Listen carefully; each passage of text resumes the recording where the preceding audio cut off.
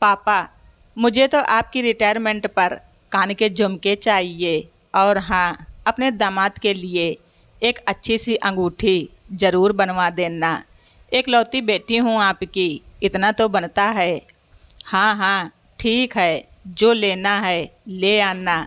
अच्छा, कल तुम शॉपिंग करने जाओगी तो मेरे स्टाफ वालों को देने के लिए भी 1000 रुपये तक की रेंज में कुछ अच्छे से गिफ्ट ले लेना। क्या कह रहे हो पापा, 1000 रुपये का गिफ्ट?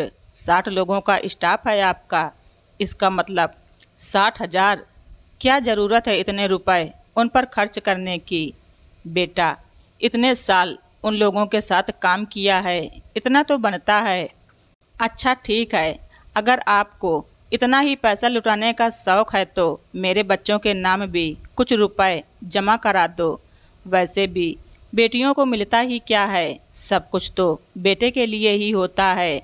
मानसी हंसते हुए अपनी भाभी की ओर देखते हुए बोली, बाल बच्चों वाली हो गई, लेकिन अभी भी बच्चों जैसी नासमझी वाली बातें करती हो। तुझे भी तो तेरी पसंद की चीज़ें दिला रहा हूँ। और हाँ, मैंने अपने नाती पोतों के लिए भी कुछ सोच के रखा है। तू टेंशन मत ले, तुझे खुश करके ही भेजेंगे। देख लो मम्मी, मैं तो आप लोगों की भलाई की बात कर रही हूँ और पापा मुझे ही बेवकूफ़ बना रहे हैं। अगर मेरी सलाह माननी नहीं थी तो मुझे क्यों बुलाया यहाँ? मानसी नाराज़ होते हुए अपनी मम्मी से बोली, आप भी ना नाराज़ कर दिया ना इसे। अपने 100 काम छोड़कर हमारी मदद करने के लिए आई है। वैसे गलत ही क्या कहा इसने? आपके स्टाफ के और लोग भी तो रिटायर हुए हैं आपसे पहले। आपको तो कभी किसी ने इतने महंगे गिफ्ट नहीं दिए। यही तो मैं कह रही हूँ मम्मी। अच्छा पापा, आप देना ही चाहते हो तो इतना महंगा देने की क्या ज़रूरत है? 400-500 में भी तो काम चल सकता है। जो तुम माँ बेटी को सही लगे कर लो। उसकी बात सुन मानसी के पापा झल्लाकर वहाँ से उठकर चले गए।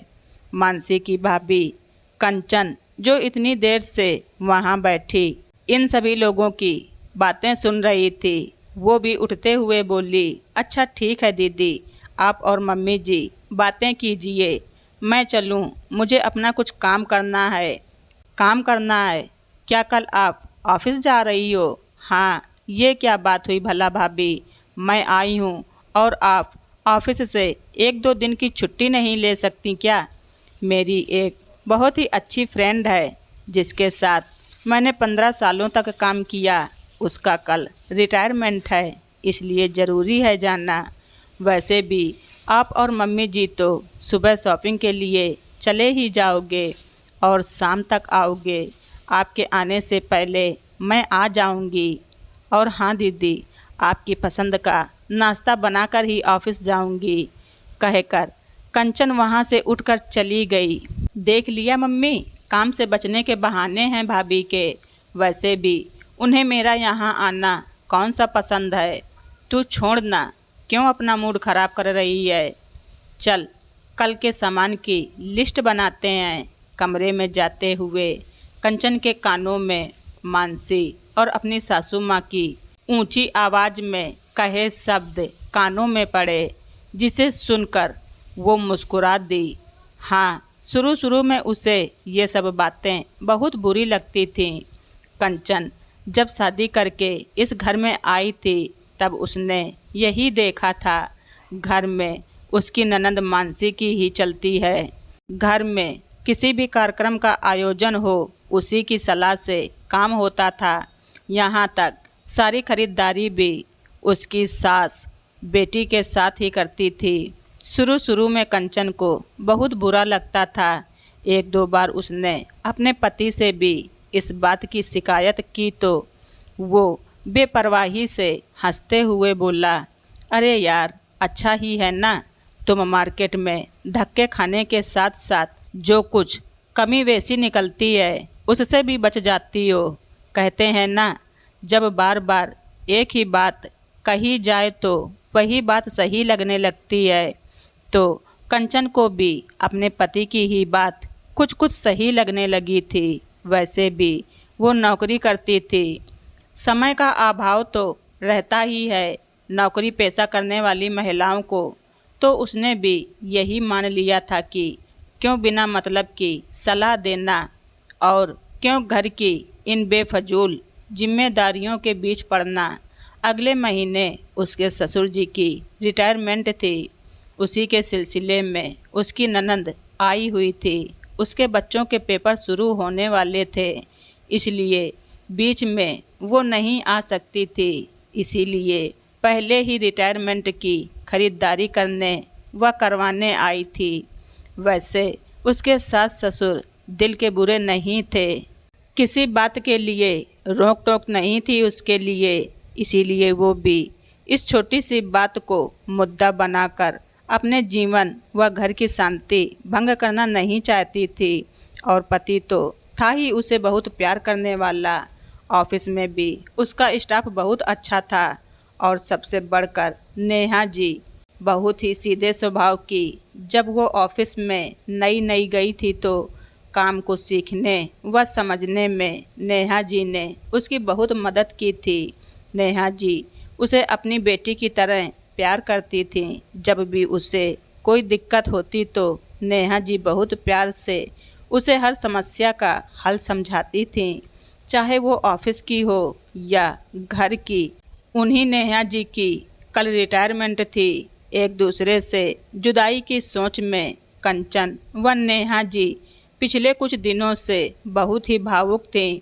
सच, कुछ लोगों से दिल का ऐसा रिश्ता बन जाता है जो खून के रिश्तों से भी बढ़कर होता है। अगली सुबह कंचन नाश्ता बनाकर ऑफिस के लिए निकल गई। शाम को उसे आने में थोड़ी सी देर हो गई। आते ही उसकी ननंद तुनकते हुए बोली, क्या भाभी, आप तो कह रही थी जल्दी आ जाऊंगी, आप जल्दी आने की बजाय और देर से ही आए हो। हाँ दीदी, देर तो हो ही गई है। फंक्शन के बाद नेहा जी को उनके घर भी छोड़ने जाना पड़ा। हम सभी को बस उसी में देर हो गई। कोई नहीं भाभी, हम तो घर के ही हैं। आप अपनी भाई बंधु निभाओ, घर वालों का क्या। ऐसी बात नहीं है दीदी, बस ज़रूरी था इसलिए जाना पड़ा। कंचन बिना मतलब की बहस में न पड़े दो टूक जवाब देते हुए बोली, अरे ये आपके हाथ में क्या है भाभी? गिफ्ट लग रहा है, अच्छा दिखाओ तो। क्या दिया आपकी नेहा जी ने? गुणगान तो आप उनके बहुत कर रहे हो, जरा देखें तो। मानसी कंचन के हाथ में पकड़े हुए गिफ्ट पैकेट को घूरते हुए बोली, हाँ हाँ क्यों नहीं दीदी, कहते हुए कंचन ने अपने हाथ में लिए गिफ्ट पैकेट उन्हें पकड़ा दिए। मानसी एक एक करके गिफ्ट पैकेट खोलने लगी।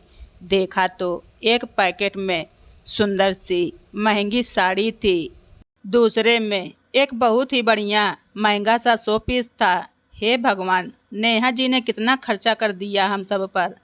इतना सामान देने की क्या ज़रूरत थी? कंचन गिफ्ट को देख भावुक होते हुए बोली, तो क्या हुआ भाभी जो इतना खर्चा कर दिया? आप सब उनके जूनियर हो और वैसे भी इतने सालों की नौकरी, लाखों रुपया मिला होगा उन्हें रिटायरमेंट पर। थोड़ा बहुत खर्च भी कर दिया तो क्या फ़र्क पड़ता है? मानसी ताना मारते हुए हंसते हुए बोली। नेहा जी के बारे में ऐसी बात सुनकर कंचन को बहुत गुस्सा आया। वो अपने गुस्से को काबू में करते हुए बोली, दीदी गिफ्ट महंगा हो या सस्ता इससे फ़र्क नहीं पड़ता, फ़र्क पड़ता है देने वाले की भावनाओं से। नेहा जी अगर इतना महंगा गिफ्ट ना भी देती तब भी हमारी नज़रों में उनके लिए वही सम्मान रहता। वो शुरू से ही बहुत उदार दिल की थी और जाते जाते उन्होंने ये जता भी दिया।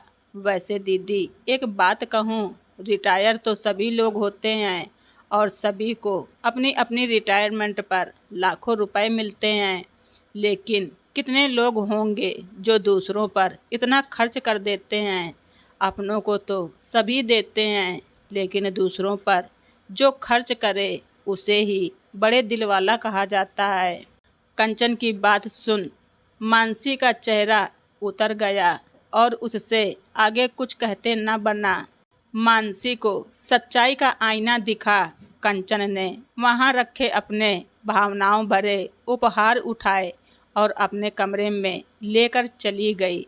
तो दोस्तों, आप सभी लोगों को हमारी ये स्टोरी कैसी लगी कमेंट बॉक्स में ज़रूर लिखें। चैनल पर नए हैं तो सब्सक्राइब करना ना भूलें। धन्यवाद। ऋचा वाइस।